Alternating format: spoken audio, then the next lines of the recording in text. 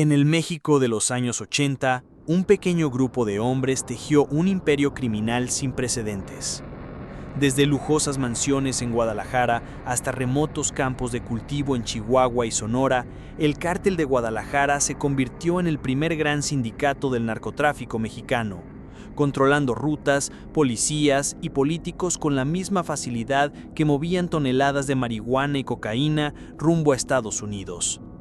Al frente estaban tres figuras legendarias, temidas y respetadas por igual: Miguel Ángel Félix Gallardo, el Padrino, el cerebro financiero; Ernesto Fonseca Carrillo, Don Neto, el viejo capo de los sembradíos; y Rafael Caro Quintero, el joven audaz que desafió a todos con su ambición desmedida.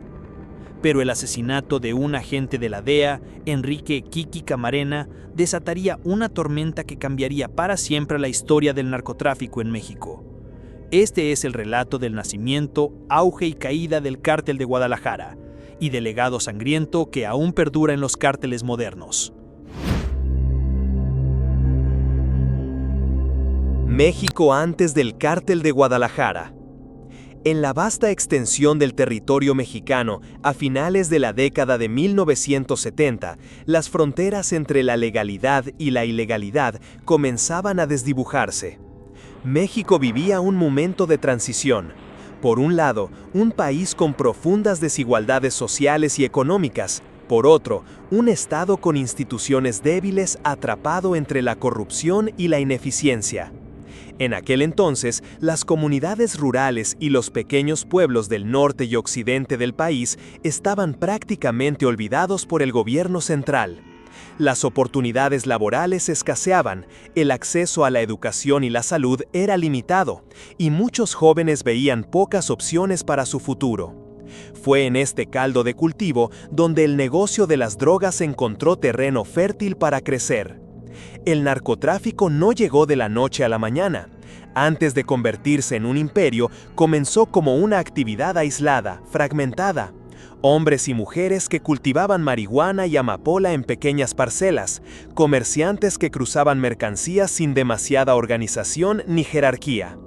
Pero mientras el consumo de drogas en Estados Unidos crecía a pasos agigantados, el negocio del narcotráfico comenzó a transformarse. La demanda norteamericana por marihuana y heroína aumentaba exponencialmente, y México estaba en la posición geográfica perfecta para convertirse en el puente entre los productores y los consumidores. Fue en esta época cuando emergieron figuras clave que, con visión y determinación, vieron una oportunidad para cambiar la naturaleza del narcotráfico.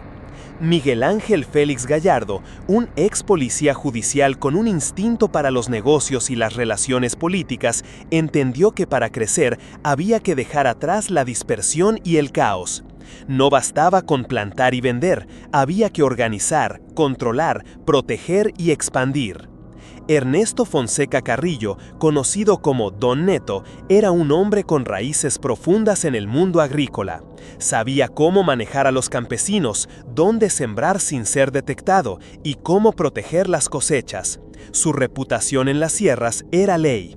Y Rafael Caro Quintero, un joven audaz y ambicioso, no solo soñaba con grandes cosechas, sino con una maquinaria criminal eficiente que combinara producción, tráfico, corrupción y violencia.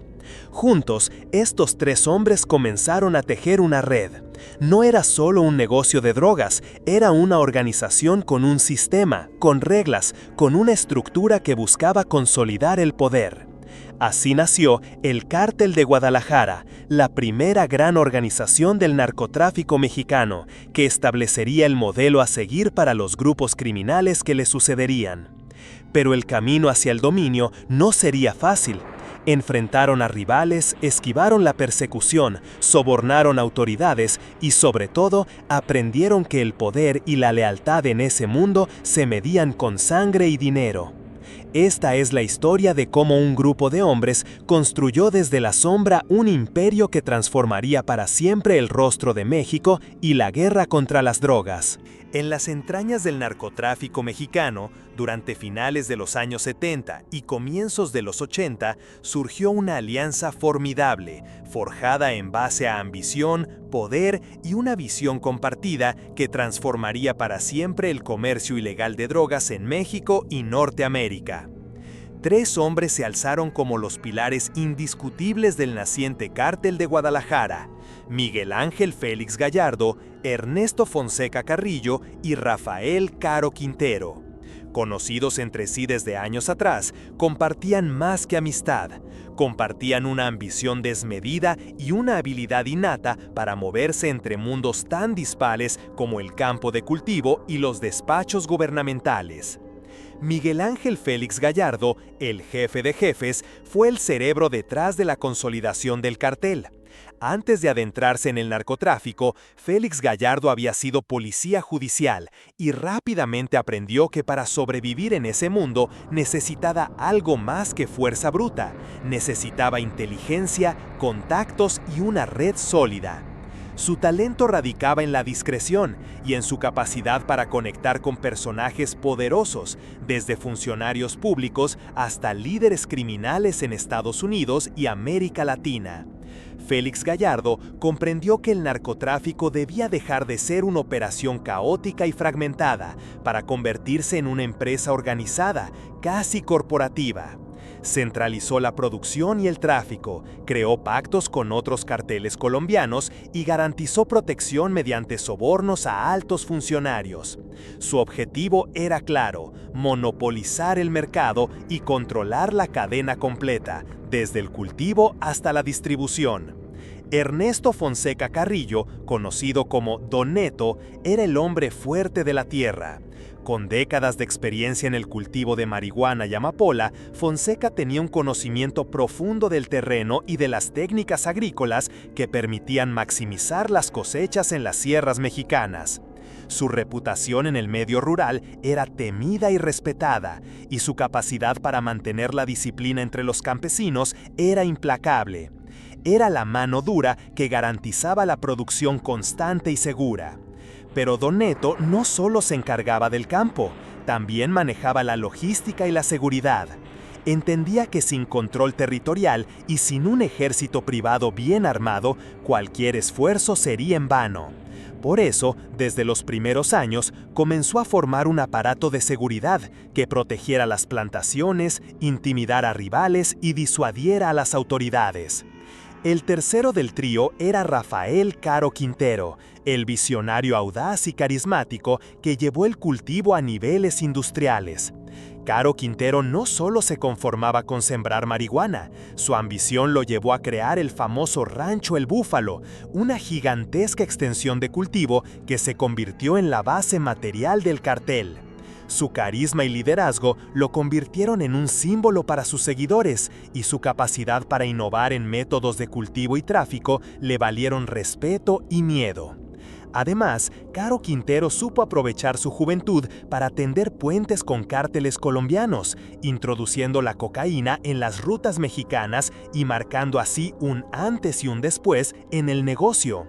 Fue uno de los primeros en entender que la cocaína, con su alta rentabilidad y demanda creciente, era la clave para expandir sus ganancias y su influencia. Juntos, estos tres hombres construyeron una estructura sin precedentes, un cartel centralizado con reglas claras, disciplina férrea y alianzas estratégicas. Fueron los primeros en entender que el negocio del narcotráfico era mucho más que droga, era política, era dinero, era poder. Así, comenzaron a infiltrar instituciones, a corromper autoridades y a negociar silenciosamente con quienes podrían detenerlos o protegerlos. Sin embargo, este poder absoluto no estaba exento de riesgos. Los enemigos aumentaban, la vigilancia de autoridades estadounidenses y mexicanas se intensificaba, y dentro del propio cartel, las tensiones y ambiciones personales amenazaban con fracturar la alianza. Pero mientras tanto, en la sombra, los tres jinetes del narco cabalgaban juntos, imponiendo un dominio absoluto sobre la ruta de la droga hacia Estados Unidos y sentando las bases para el narcotráfico moderno. Esta es la historia de cómo 3 hombres lograron transformar un negocio disperso en un imperio criminal que cambiaría la historia de México y la guerra contra las drogas para siempre. En las montañas y valles de Sinaloa, a finales de los años 70 y principios de los 80, se gestó uno de los secretos mejor guardados del narcotráfico mexicano, el Rancho El Búfalo. Más que una simple finca, el Búfalo era el símbolo del poder y la ambición desmedida de Rafael Caro Quintero y, por extensión, del Cártel de Guadalajara. Para comprender la magnitud de El Búfalo, es necesario imaginar una propiedad que abarcaba decenas de miles de hectáreas, casi un pequeño pueblo autosuficiente escondido entre montañas y selvas. Allí se cultivaban millones de plantas de marihuana en una extensión que parecía infinita, tanto que desde el aire las cosechas formaban un mar verde sin fin. El proyecto no solo era una operación agrícola a gran escala, sino un complejo militarizado. El Búfalo contaba con sistemas de vigilancia, caminos clandestinos, fuerzas de seguridad armadas con armas de alto calibre y un ejército privado que defendía la finca de incursiones policiales y ataques de cárteles rivales. Rafael Caro Quintero no escatimó gastos para convertir el rancho en una verdadera fortaleza.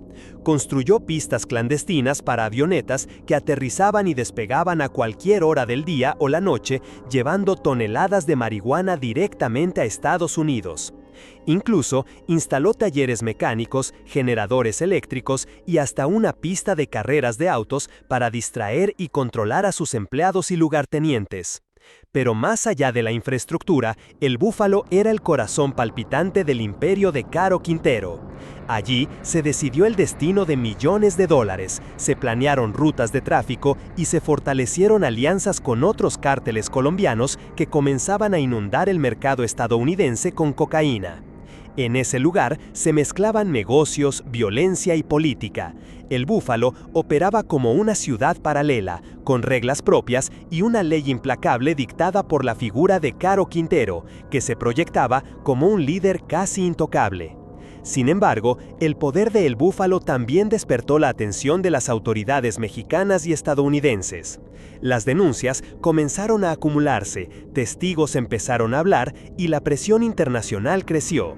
Fue así que en una operación conjunta sin precedentes, en marzo de 1984, el gobierno mexicano, apoyado por agencias estadounidenses, lanzó un ataque directo contra el rancho. Helicópteros, tropas y agentes especiales rodearon la finca, destruyendo cultivos, confiscando armas y documentos. La operación fue un golpe devastador para el Cártel de Guadalajara.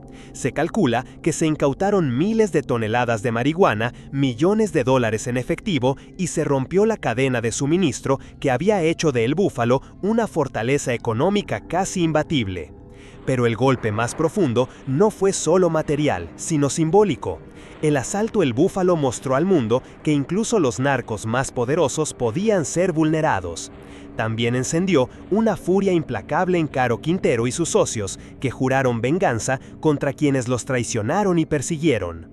A partir de ese momento, la guerra entre cárteles y autoridades se intensificó, la violencia escaló a niveles que México no había visto antes y la política nacional comenzó a entrelazarse con el narcotráfico en una relación cada vez más peligrosa y compleja. Rancho El Búfalo dejó de ser solo una finca para convertirse en un símbolo de poder, de ambición, de la fragilidad de la ley ante el negocio más lucrativo y letal del continente. Este capítulo de la historia es fundamental para entender no solo la magnitud del narcotráfico en México, sino también cómo un solo lugar pudo cambiar el rumbo de la guerra contra las drogas para siempre.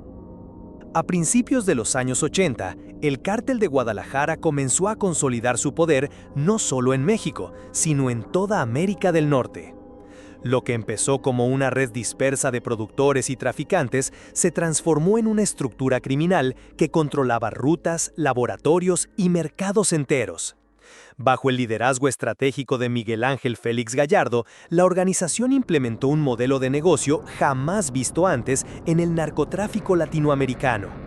Centralizó la producción y la distribución, estableciendo un sistema de franquicias donde diversos grupos regionales operaban bajo una misma bandera y con un esquema de cooperación y lealtad. Este modelo permitió que el Cártel de Guadalajara se expandiera rápidamente. Mientras Ernesto Fonseca Carrillo mantenía el control férreo en las zonas rurales y los cultivos, Rafael Caro Quintero se encargaba de las alianzas con los cárteles colombianos que manejaban la cocaína. Félix Gallardo, en tanto, era el arquitecto que negociaba con políticos, policías y militares para asegurar protección y expansión. La entrada masiva de cocaína en los Estados Unidos representó un cambio radical en la economía del cartel. La rentabilidad del tráfico de marihuana fue superada ampliamente por la cocaína, un producto con un mercado en auge y un precio mucho más alto. Con la cocaína, el Cártel de Guadalajara pudo financiar un aparato cada vez más sofisticado: laboratorios clandestinos, redes de transporte aéreo y terrestre, sobornos masivos y fuerzas paramilitares. Pero la expansión no solo fue territorial o económica, también fue un crecimiento en audacia y violencia. Las ejecuciones, secuestros y extorsiones se convirtieron en herramientas comunes para mantener el control y sembrar miedo. En ese proceso, el cártel logró infiltrar instituciones clave del gobierno y la policía. La corrupción se volvió parte del sistema, una pieza fundamental que permitía la impunidad y facilitaba la operación diaria de la organización. Sin embargo, el crecimiento exponencial del cartel también generó tensiones internas. La lucha por el poder, las disputas por territorios y la desconfianza comenzaron a fracturar la unidad inicial. Algunos de los hombres que habían sido leales empezaron a aspirar a mayor autonomía y control. A pesar de esto, el Cártel de Guadalajara seguía siendo la fuerza dominante en México y un jugador clave en el tráfico internacional de drogas. Pero la atención de las autoridades y agencias internacionales también creció. La DEA intensificó sus esfuerzos para rastrear y desmantelar las operaciones, mientras que el gobierno mexicano se veía cada vez más presionado para actuar.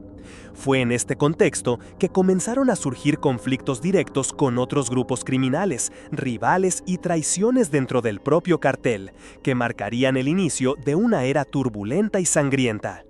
El ascenso del Cártel de Guadalajara no solo redefinió el narcotráfico en México, sino que también dejó una marca imborrable en la historia del crimen organizado en América Latina. A medida que el Cártel de Guadalajara consolidaba su poderío en México y se convertía en la organización criminal más influyente de América, también comenzaban a gestarse las fisuras internas que terminarían por derrumbar este imperio.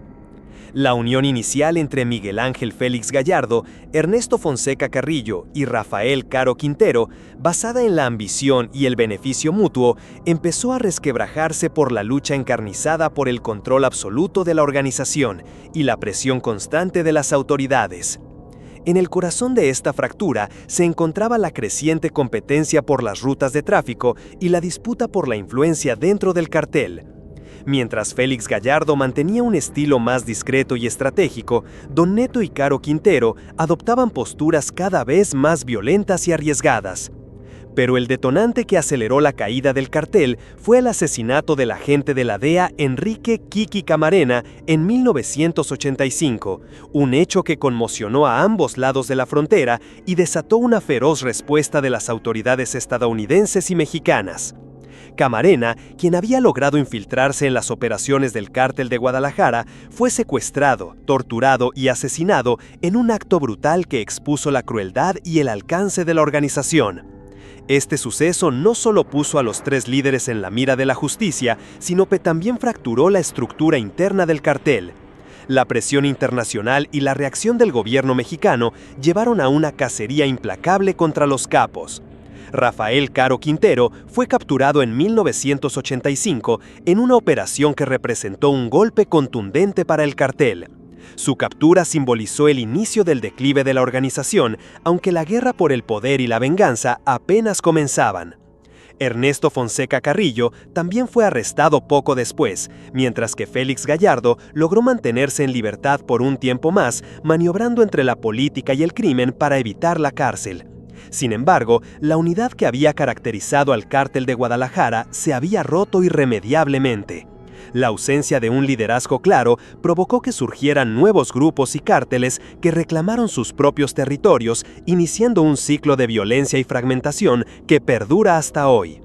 La caída de los fundadores del cartel marcó el fin de una era, pero también el inicio de otra, la proliferación de organizaciones más pequeñas, más violentas y más difíciles de controlar. La historia del Cártel de Guadalajara es un recordatorio de cómo el poder absoluto puede convertirse en una maldición y de cómo la traición y la violencia son moneda corriente en el mundo del narcotráfico.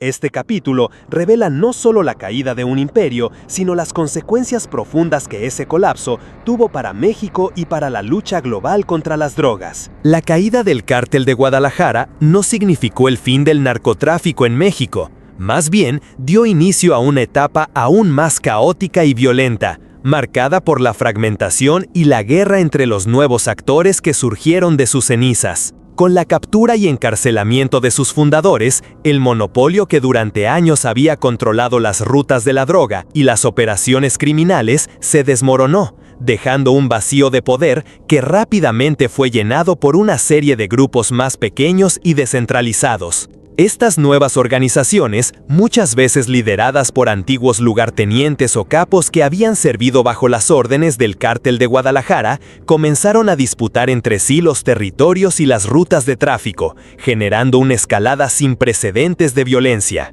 Entre los grupos que emergieron, destacan por ejemplo el Cártel de Sinaloa, liderado en sus primeros años por Joaquín El Chapo Guzmán y Héctor Luis Palma Salazar, el Cártel de Tijuana, con los hermanos Arellano Félix al mando, y el Cártel del Milenio, así como otros grupos más pequeños que luchaban por sobrevivir. Esta fragmentación no solo trajo consigo una lucha territorial encarnizada, sino también una diversificación del negocio. Los nuevos cárteles comenzaron a expandirse hacia otros mercados ilícitos. Tráfico de armas, secuestro, extorsión y lavado de dinero se convirtieron en prácticas habituales. La violencia se convirtió en la principal herramienta para mantener el control. Ejecuciones masivas, enfrentamientos abiertos con fuerzas de seguridad, ataques contra civiles y desapariciones forzadas marcaron la cotidianidad de muchas regiones mexicanas durante esta etapa. A diferencia del Cártel de Guadalajara, que operaba bajo un modelo de monopolio y relativa estabilidad interna, los nuevos grupos se caracterizaron por la rivalidad constante y las traiciones.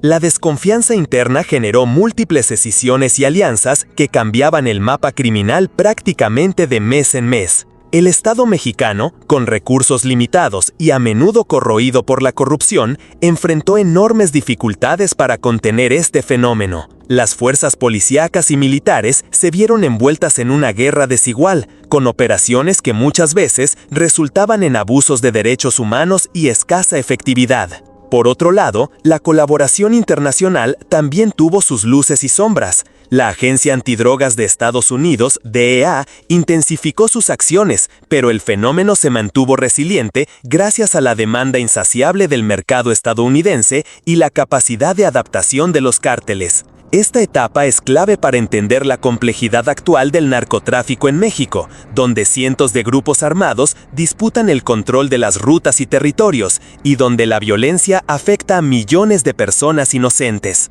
El legado del Cártel de Guadalajara no solo es una historia de poder y caída, sino también la génesis de un conflicto que sigue vigente, con heridas abiertas y retos enormes para las próximas generaciones. Este capítulo pone en contexto la evolución del narcotráfico mexicano y revela cómo la desintegración de un imperio puede sembrar un caos aún mayor. El auge y la caída del Cártel de Guadalajara no solo transformaron el narcotráfico, sino que dejaron una marca indeleble en la política, las instituciones y la sociedad mexicanas.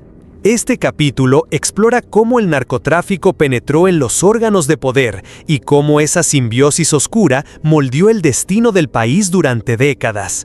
Desde sus primeros años, el Cártel de Guadalajara entendió que el camino hacia el poder absoluto no podía sustentarse únicamente en la violencia o en el control territorial. Era indispensable tener aliados dentro del sistema, políticos, funcionarios, policías y militares que protegieran sus intereses y les permitieran operar con impunidad. Miguel Ángel Félix Gallardo fue un maestro en esta materia. Su experiencia previa en la policía y sus conexiones políticas le permitieron tender una red de influencias que se extendía desde los municipios más remotos hasta las oficinas centrales del gobierno federal. Con sobornos millonarios, pactos secretos y favores, el cartel consiguió una especie de blindaje institucional. Esta relación perversa entre narcotráfico y política tuvo consecuencias profundas. La corrupción se instaló como un mecanismo rutinario, afectando no solo a las fuerzas de seguridad, sino también al sistema judicial y electoral. Casos de funcionarios cómplices o directamente vinculados a los cárteles salieron a la luz con el tiempo, mostrando la magnitud del problema. El impacto de esta corrupción se extendió a toda la sociedad. La confianza en las instituciones decayó y la impunidad se convirtió en la regla. En muchas regiones, el narcotráfico desplazó al Estado como el verdadero poder, imponiendo su ley y control social. Además, esta dinámica afectó la política nacional en formas sutiles y visibles. La financiación ilícita de campañas electorales, la manipulación de resultados y la infiltración en los partidos políticos fueron parte del modus operandi del cartel. Se crearon redes que aseguraban la protección a cambio de lealtad y beneficios. No menos importante fue la influencia del narcotráfico en la cultura y en la vida cotidiana de muchas comunidades. Mientras que para unos representaba miedo y violencia, para otros el cartel era sinónimo de dinero fácil, empleos y hasta obras sociales. Esta dualidad creó un fenómeno complejo de legitimación social y tolerancia. En este contexto, la figura de los líderes del Cártel de Guadalajara se volvió casi mítica, algunos como héroes populares, otros como villanos despiadados. Su legado se reflejó no solo en la expansión del narcotráfico, sino en la manera en que la corrupción y el crimen organizado se arraigaron profundamente en el tejido social y político mexicano. La relación entre narcotráfico y política se convirtió en un problema estructural, uno que persiste y que sigue dificultando la gobernabilidad y el Estado de Derecho en México. Este capítulo es un análisis imprescindible para entender cómo la sombra del narcotráfico se extendió más allá de la clandestinidad, penetrando las bases mismas de la nación. Desde sus inicios, el Cártel de Guadalajara no solo fue una amenaza para México, sino también para los Estados Unidos, el principal mercado de consumo para la droga que traficaban. Por eso, la agencia antidrogas estadounidense, la DEA, se convirtió en uno de los enemigos más feroces y persistentes del cartel. La relación entre la DEA y el Cártel de Guadalajara fue compleja, marcada por una lucha implacable, infiltraciones, operaciones encubiertas y una constante carrera entre agentes y narcotraficantes. Para la DEA, desmantelar esta organización era una prioridad nacional, no solo para combatir la droga, sino para proteger la seguridad de su país. La DEA utilizó todos los recursos disponibles, desde la inteligencia humana y la vigilancia electrónica hasta alianzas con fuerzas mexicanas, operaciones encubiertas y seguimiento financiero. Pero el cartel contaba con ventajas significativas, redes de corrupción, conocimiento del terreno y una capacidad de adaptación extraordinaria. Uno de los momentos más emblemáticos de esta guerra fue la investigación y persecución que llevó a la captura de Rafael Caro Quintero. Su implicación directa en el secuestro y asesinato del agente Enrique Kiki Camarena motivó una movilización sin precedentes de la DEA y las autoridades mexicanas. La muerte de Camarena marcó un antes y un después. Provocó una respuesta internacional que incluyó la coordinación de operaciones conjuntas, la intensificación de la vigilancia y la aplicación de presión diplomática para que México actuara con contundencia. Sin embargo, esta presión no estuvo exenta de controversia. Las tácticas empleadas por la DEA fueron cuestionadas en múltiples ocasiones, tanto por violaciones a la soberanía mexicana como por métodos agresivos que a veces comprometían la legalidad y los derechos humanos. A pesar de estos retos, la DEA logró éxitos importantes, incluyendo la captura de varios líderes del cartel, la destrucción de cultivos y laboratorios y la desarticulación de rutas clave de tráfico. Pero también se enfrentó a un enemigo resiliente que supo reconstruirse y adaptarse a cada golpe. Esta dinámica de persecución y resistencia marcó la pauta para décadas de enfrentamientos entre las fuerzas del orden y los cárteles mexicanos, moldeando la forma en que se lucha contra el narcotráfico hasta hoy. Además, la colaboración internacional no se limitó a la DEA y México. Otros países involucrados en la ruta de la droga, así como organismos multilaterales, comenzaron a implementar estrategias conjuntas para combatir este fenómeno transnacional. No obstante, mientras la demanda de drogas en Estados Unidos se mantenía alta y la corrupción y violencia crecían en México, la lucha parecía no tener un ganador claro. El narcotráfico se había convertido en un juego de gato y ratón con consecuencias devastadoras para ambas naciones. Este capítulo revela las complejidades y contradicciones de la guerra contra las drogas, poniendo en evidencia que detrás de la persecución legal existían intereses geopolíticos, económicos y sociales que dificultaban la resolución del conflicto. La historia de la DEA y el Cártel de Guadalajara es en última instancia una historia de poder, resistencia y las profundas heridas que deja la guerra entre el Estado y el crimen organizado. Con la fragmentación del Cártel de Guadalajara y la aparición de múltiples grupos rivales, la violencia en México se disparó a niveles nunca antes vistos. Este capítulo aborda el impacto devastador que tuvo esta nueva etapa del narcotráfico en la vida cotidiana de millones de personas, en las comunidades y en la estructura social del país. La violencia dejó de ser una herramienta exclusiva para la lucha entre cárteles o contra las autoridades, se convirtió en un fenómeno generalizado que permeó todos los niveles de la sociedad. Los enfrentamientos armados, los asesinatos selectivos, las desapariciones forzadas, las ejecuciones masivas y los actos de terrorismo se convirtieron en escenas comunes en muchas regiones.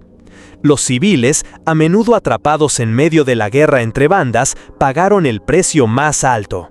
Familias enteras se vieron desplazadas, jóvenes fueron reclutados por la fuerza o por falta de oportunidades, y comunidades enteras quedaron sumidas en el miedo y la desconfianza. Esta violencia también se extendió a las instituciones del Estado. Policías, jueces y funcionarios fueron atacados o corrompidos, lo que generó un círculo vicioso de impunidad y descomposición institucional. La población perdió la fe en la justicia y en la capacidad del gobierno para protegerla. El narcotráfico no solo provocó violencia directa, sino que también impactó profundamente la economía, la educación y la cohesión social. En muchas zonas, las actividades ilícitas desplazaron a las legales, generando dependencia económica en el crimen organizado. Los jóvenes, especialmente, se encontraron en un limbo peligroso. Sin acceso a educación o empleo y enfrentados a una violencia constante, muchos optaron por incorporarse a las filas de los cárteles o vivir bajo su protección, perpetuando el ciclo. Los medios de comunicación también sufrieron la violencia y la censura. Periodistas que investigaban al narcotráfico fueron amenazados, asesinados o forzados al exilio, dificultando la transparencia y el acceso a la verdad. La respuesta del Estado fue muchas veces insuficiente o descoordinada. La militarización de la lucha contra el narcotráfico incrementó los enfrentamientos, pero no logró erradicar las raíces del problema. En este contexto, surgieron movimientos sociales y organizaciones civiles que buscaron apoyar a las víctimas, exigir justicia y proponer alternativas para la paz. Sin embargo, el desafío sigue siendo enorme. La violencia asociada al narcotráfico se convirtió en un problema estructural que afecta la vida de millones y que continúa generando incertidumbre y tragedia en México. Este capítulo revela la dimensión humana y social de la guerra contra las drogas, una historia de sufrimiento, resistencia y búsqueda de esperanza en medio del caos. A más de 3 décadas desde la caída del Cártel de Guadalajara, su impacto sigue resonando en México y más allá. Este capítulo explora el legado de una de las organizaciones criminales más influyentes y cómo su historia continúa moldeando el narcotráfico y la sociedad mexicana. El Cártel de Guadalajara fue pionero en transformar el narcotráfico en un negocio multimillonario y global. Su modelo de organización, alianzas estratégicas y penetración en las instituciones marcaron un antes y un después en la historia del crimen organizado. Sin embargo, esta misma ambición desmedida y estructura sofisticada también sembraron las semillas de la violencia, corrupción y división que aún afectan al país. La fragmentación posterior a su caída dio origen a numerosos grupos que continúan disputando el poder. A nivel social, México enfrenta retos complejos para reconstruir la confianza en sus instituciones y superar las heridas causadas por décadas de violencia. La militarización y las estrategias de seguridad han producido resultados variables, evidenciando la necesidad de enfoques integrales y sostenibles.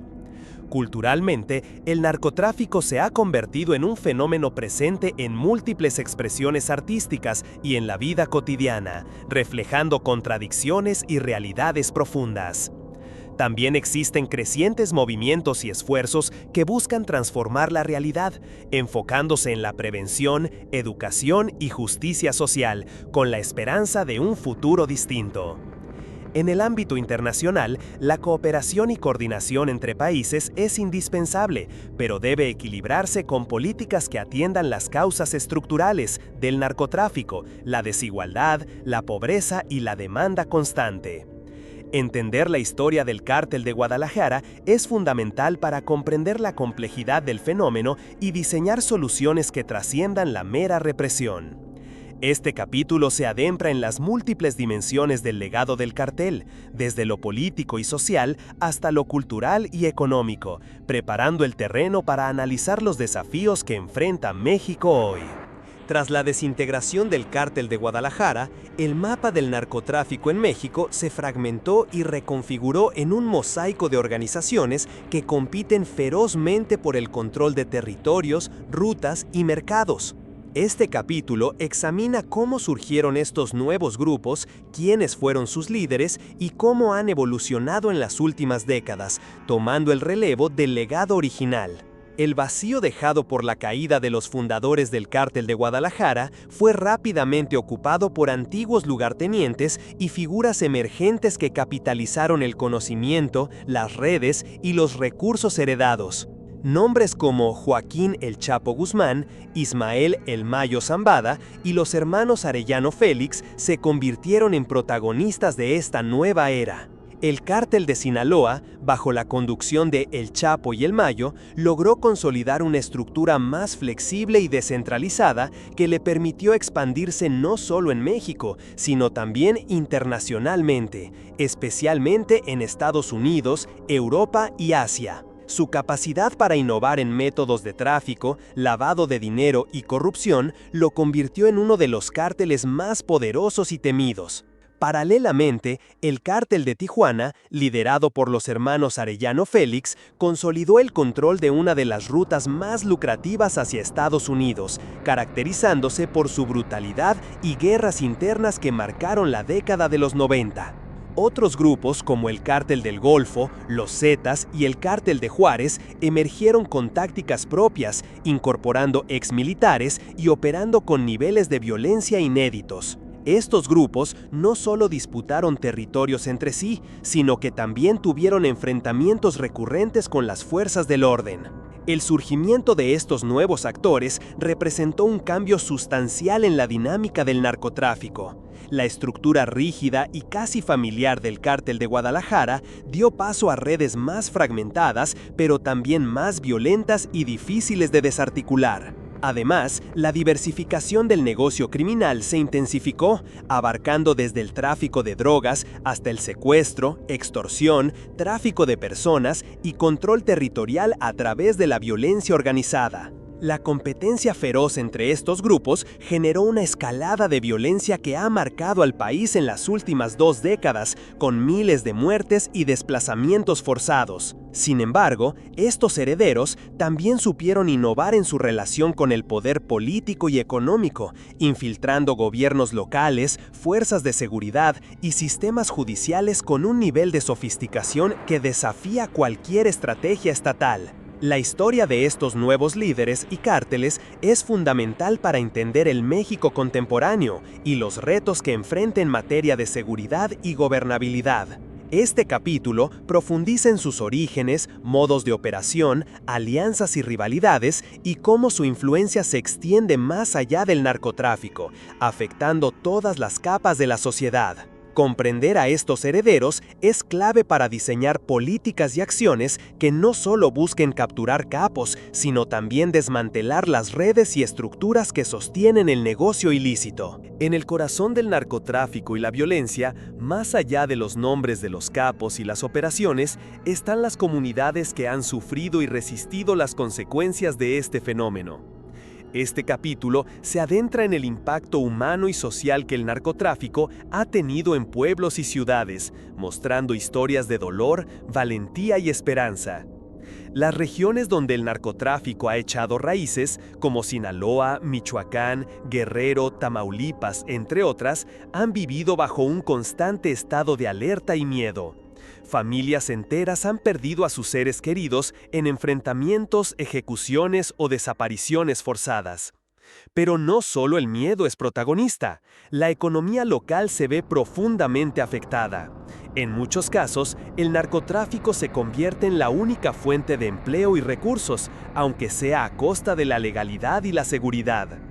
Frente a esta realidad, muchas comunidades han buscado formas de resistir. Organizaciones civiles, grupos de autodefensa y movimientos sociales han emergido para proteger a sus habitantes y reclamar justicia. Estos grupos, aunque enfrentan riesgos enormes, han logrado en algunos casos recuperar territorios y fortalecer el tejido social. En paralelo, muchas familias se han convertido en activistas por los derechos humanos, buscando respuestas para los desaparecidos, denunciando la violencia y exigiendo rendición de cuentas. Su lucha ha visibilizado el drama de la violencia que a menudo queda oculta bajo las cifras oficiales. Las mujeres han jugado un papel central en esta resistencia, no solo como víctimas, sino también como líderes, promotoras de paz y guardianas de la memoria colectiva. En comunidades afectadas, han impulsado procesos de reconstrucción social y denunciado las violencias de género vinculadas al narcotráfico. Además, la violencia y el narcotráfico han impactado la educación, limitando el acceso y generando un círculo vicioso donde la falta de oportunidades fomenta la incorporación de jóvenes al crimen organizado. A nivel cultural, se ha producido una narrativa compleja, donde el narcotráfico aparece tanto como amenaza como parte de la identidad local, generando dilemas profundos sobre la normalización de la violencia. Este capítulo incluye testimonios directos de habitantes que narran su día a día, sus pérdidas, sus luchas y sus esperanzas, mostrando un rostro humano detrás de las estadísticas. También se analiza cómo las políticas públicas pueden y deben orientarse hacia la reconstrucción social, la prevención y la reparación del daño, reconociendo la resiliencia y potencial de estas comunidades.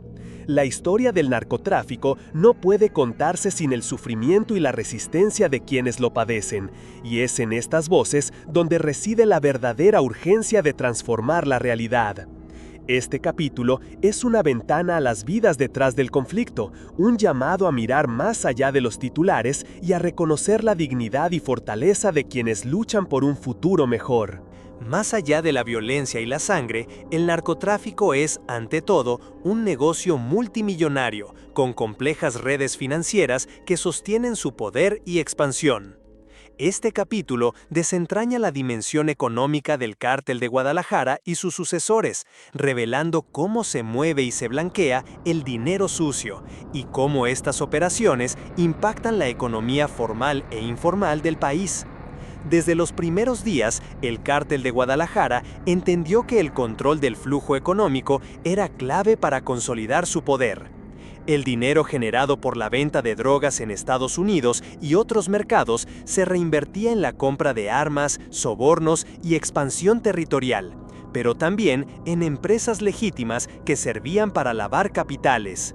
Las redes de lavado de dinero abarcan una gran variedad de actividades, desde negocios en la construcción, restaurantes, hoteles, hasta inversiones inmobiliarias y financieras en el extranjero.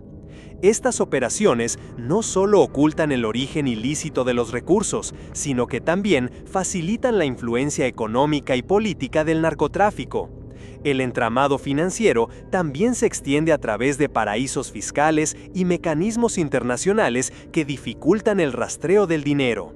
Las investigaciones muestran vínculos con bancos y entidades financieras que en ocasiones han sido cómplices o han fallado en sus controles.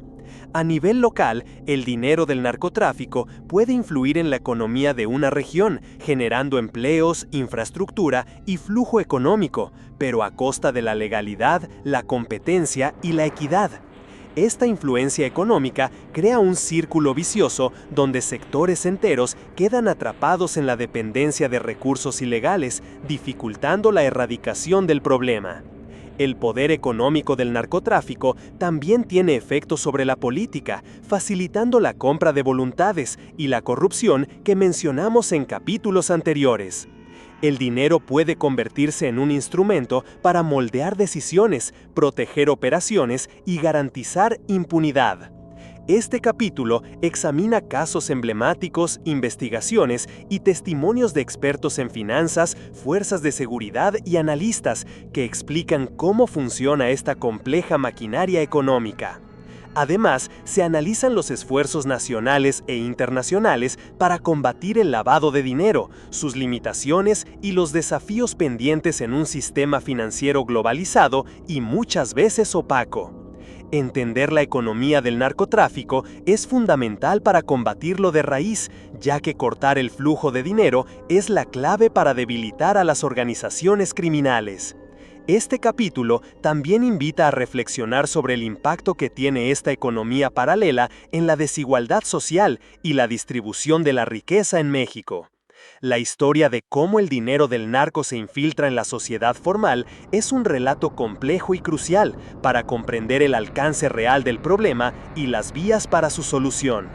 El narcotráfico no solo ha sembrado violencia y destrucción, sino que ha permeado las entrañas del Estado mexicano, distorsionando sus instituciones y capturando su capacidad de gobernar. Este capítulo explora cómo la corrupción sistémica ha sido un facilitador esencial para el crecimiento y la impunidad de los cárteles, especialmente a partir del legado del Cártel de Guadalajara.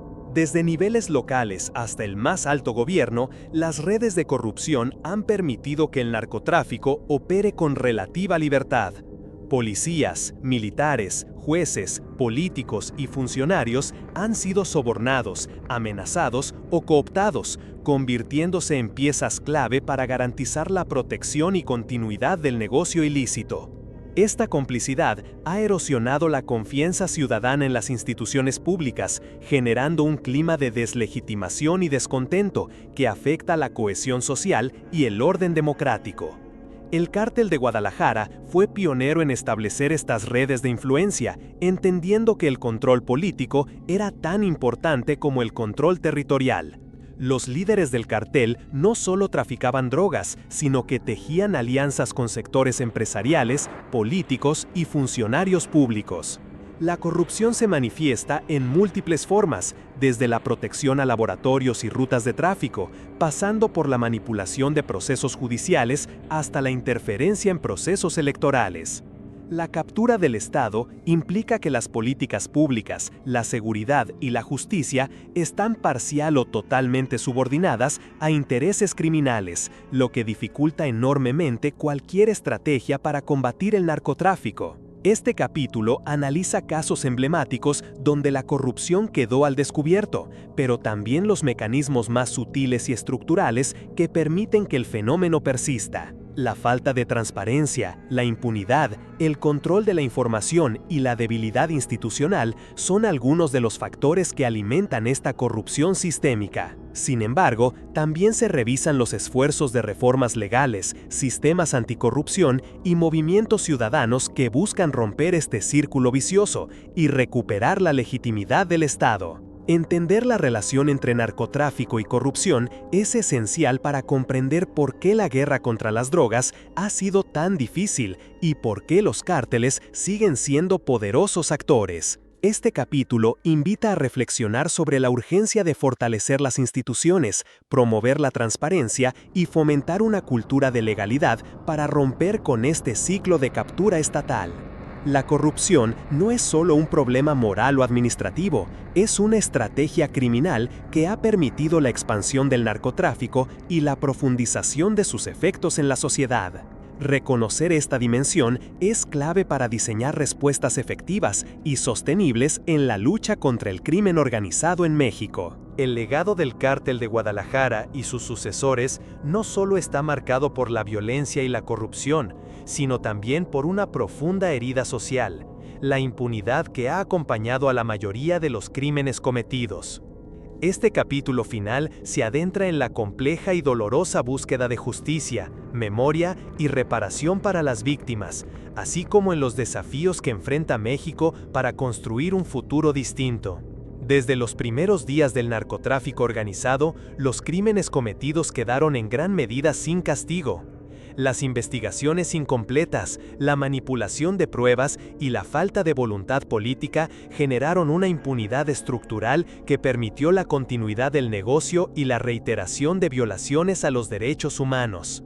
Miles de familias han quedado atrapadas en el limbo de la incertidumbre, buscando respuestas para los desaparecidos, los asesinados y los desplazados. Sus demandas de verdad y justicia se han enfrentado a un sistema judicial insuficiente, lento y en muchos casos cómplice. La memoria colectiva se convierte así en una herramienta fundamental para la resistencia y la reconstrucción social. Organizaciones de víctimas, activistas y comunidades trabajan para preservar el recuerdo de sus seres queridos y exigir que la historia no se repita. Este capítulo explora cómo la memoria se manifiesta en monumentos, memoriales, literatura, música y arte, y cómo estas expresiones contribuyen a visibilizar el sufrimiento y la resiliencia.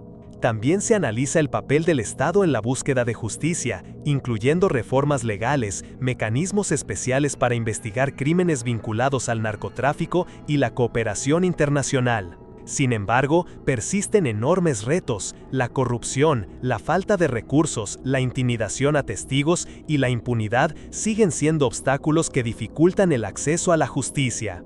La impunidad no solo afecta a las víctimas directas, sino que debilita la confianza en las instituciones y perpetúa la violencia y la criminalidad. Este capítulo incluye testimonios de familiares, defensores de derechos humanos, funcionarios y expertos que explican las complejidades de este proceso y las esperanzas para el futuro.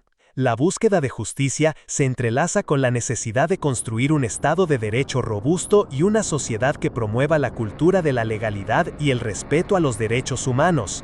Finalmente, el capítulo plantea preguntas fundamentales sobre cómo México puede superar el ciclo de violencia y corrupción heredado y qué papel debe jugar la sociedad en este proceso. La historia del Cártel de Guadalajara no termina con su desmantelamiento. Su legado continúa vivo en las cicatrices de la nación, pero también en la determinación de miles que luchan por un país más justo y seguro.